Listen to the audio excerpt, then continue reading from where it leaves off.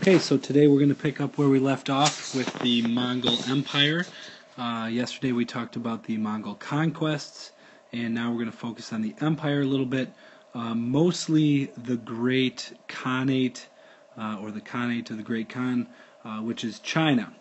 And this will be led by Genghis Khan's grandson, and this is Kublai Khan. And in 1279, the Mongols are going to conquer China. So let's write that up there, 1279. So they conquer China and establish a new dynasty known as the Yuan dynasty. So now the Song dynasty is completely gone, and now it makes way to the Yuan dynasty. This is the dynasty that Kublai Khan gave the name for the Chinese dynasty. He wanted to stick with the Chinese tradition of having it have a Chinese name, so he gave it that. And this is going to unite all of China for the first time in about 300 years. Because if you remember, the the Song dynasty, they only had southern China. You had a different dynasty in the north, so now it's united once again. And this is going to open up China to greater amounts of trade, which is going to have a huge influence on Western civilization. And we'll get into that more so with the Middle Ages coming up soon. But also, the Mongols are going to tolerate Chinese culture, and they didn't really change the Chinese government all that much, so they're going to stick to that. Now, with this, Kublai Khan is going to enjoy the luxurious lifestyle that he once lived, but also they're going to move the capital to Beijing. Okay, so you can see that here. This is Peking, which eventually, that's what it used to be called. It becomes Beijing, and he has the Forbidden City built. So it's built at this time. We'll take a look at the Forbidden City later on in this course. But that is kind of how he ran China. We'll come back to that in a moment. But one other place they tried to conquer is going to be Japan. Okay, I circled Korea too, but really just Japan here. They are going to fail to do so. So they're going to send about 150,000 Mongols, Chinese, and Koreans. And this is going to be really the largest sea battle all the way up until World War II. So it is quite the fleet that's going to head for Japan, and it is a major failure. One of the things that saves the Japanese is this kamikaze, as they're going to call it, typhoon winds that are going to pretty much wipe out most of this fleet. In this image, although it's kind of difficult to see, this is one of the Mongol ships that would have not succeeded in Japan. Alright, so they're going to retreat and focus mostly on China then, in Kublai Khan and the Great Khanate. So Mongol rule in China.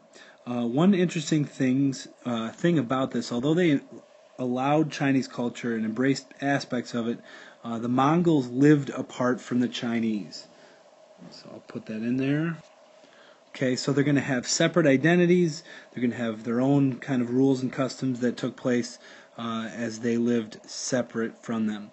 But the Mongols are going to continue to improve China.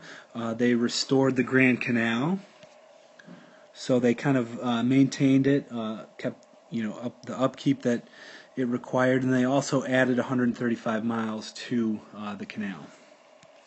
They're also going to pave a lot more highways. About 1,100 miles of highways are going to be paved, so this is going to help with trade. And this is going to help encourage foreigners to visit China.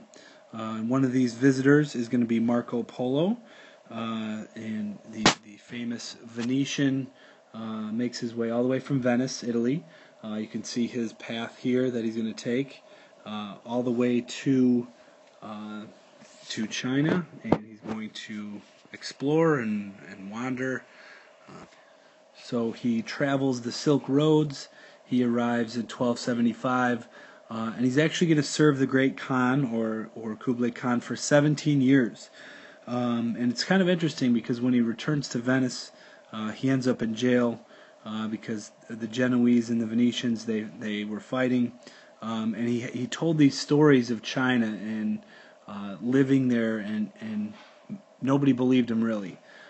So it's not until a little bit later that someone that listened to him in jail wrote out his works and published them. So I'll read you a little excerpt from his travels. So he says, "I believe it was God's will that we should come back, so that men might know the things that are in the world, since, as we have said in the first chapter of this book, no other man, Christian or Saracen, Mongol or pagan, has explored so much of the world as Messer Marco, son of Messer Niccolo Polo, great and noble citizen of the city of Venice." So he's saying a couple things. One, he's tooting his own horn here. He's a great traveler. No one's seen the world like he has. But the bigger aspect is that he's explaining that there's so many things out there that the Europeans had not seen. They couldn't understand the things that were in China. So this is going to kind of pique the curiosity of people in Europe, encourage them to travel and try to get into the Chinese trading market. We will come back to Marco Polo and the travels of Europeans later in second semester. But back to the Mongols, in terms of their end, one of the things they had done expeditions to Southeast Asia. They kept trying to expand, which is going to require a large amount of spending. So heavy spending is going to be rough for them. In 1294, Kublai Khan dies, and things start to fall apart. They hang on for a while in a lot of different areas, but the Chinese in 1368, they're going to overthrow the Mongols, and the next dynasty is going to be founded, and that is the Ming Dynasty. We will come back to them second semester as well. And the Mongol Empire is going to start to disintegrate. You've got these issues in all the khanates spread throughout their empire. You've got famine, you've got flood, you've got disease, and the khanates started to fall in the 1300s. The one that hangs on the longest is in Russia in 1480. So 1480 is eventually when the Russians break free from the Mongol rule.